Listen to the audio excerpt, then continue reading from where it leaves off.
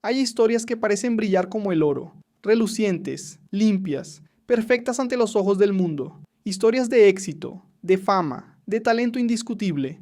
Pero a veces, detrás de ese resplandor hay algo más, algo que nadie quiere ver, algo que nadie se atreve a contar. Hoy vamos a hablar del caso de Glen Campbell, el hombre que conquistó América con su guitarra y que fue perseguido por una sombra toda su vida. Ay, el niño que tocaba. Demasiado bien Glen nació en 1936, en una familia humilde de Arkansas, allá donde las noches son tan oscuras que uno siente que el cielo se cae encima. Su familia era pobre, muy pobre, pero siempre contaban una historia extraña sobre él. Apenas tenía 4 o 5 años cuando, de un día para otro, empezó a tocar la guitarra como un adulto, sin clases, sin maestro, sin explicación. Su tío decía, ese muchacho no aprendió, ese muchacho recordó, como si alguien en algún lugar ya le hubiera enseñado antes.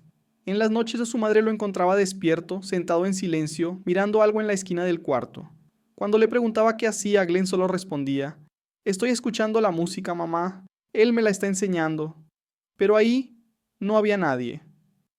Sidney. El camino a Los Ángeles. A los 16 años se fue de casa. Un niño solo, con una guitarra y un don que nadie podía explicar. Llegó a Los Ángeles donde los músicos peleaban por un lugar, pero él entró como si ya hubiera vivido ahí toda la vida. Los estudios de grabación comenzaron a llamarlo. Lo querían en todo. Country, rock, pop, baladas.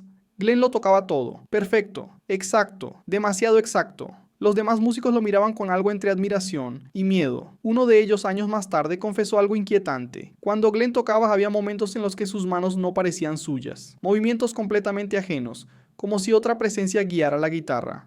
Pero nadie decía nada. Era mejor callar que enfrentarse a lo desconocido. 3. La voz que encantaba y aterraba con los años. Glen se volvió estrella. Gentle on My Mind, Wichita Lineman, Rhinestone Cowboy. Su voz era limpia, suave, casi celestial. Pero en las giras empezaron los rumores. Un técnico contó que durante un ensayo, mientras Glen cantaba frente al micrófono, escuchó una segunda voz. Pero provenía del otro lado del escenario, donde no había nadie. Otros decían que en los camerinos se escuchaban pasos cuando él estaba solo, que Glen hablaba consigo mismo en el espejo, o con alguien reflejado ahí, que no se movía igual que él. Un día un miembro del staff rompió el silencio. Ese hombre no está solo, algo lo sigue, algo que no quiere que Glen deje de tocar. 4. La caída.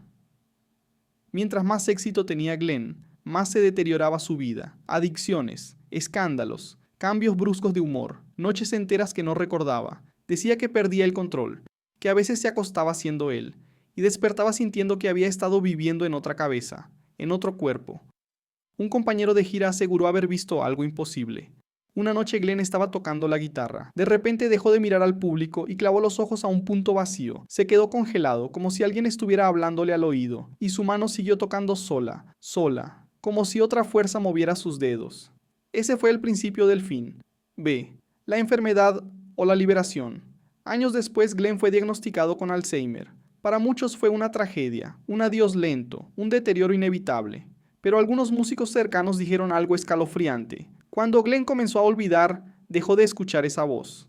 Como si la enfermedad hubiera roto un vínculo antiguo, un lazo que lo había acompañado toda la vida. Él mismo dijo en una de sus últimas entrevistas, a veces siento paz, pero a veces siento como si algo me buscara en mi mente y ya no me encontrara, y eso lo enoja.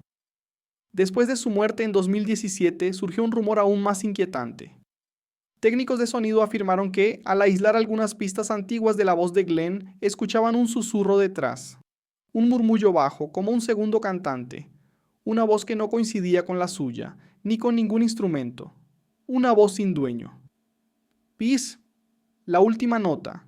La leyenda dice que Glen no era un prodigio, sino un intérprete, que ese talento sobrenatural no era suyo, que venía de una presencia que siempre estuvo ahí, enseñándole, guiándolo, y cobrándole un precio a cambio, un precio que pagó toda su vida y que quizá sigue ahí afuera, buscando un nuevo músico que escuchar, que controlar, que poseer.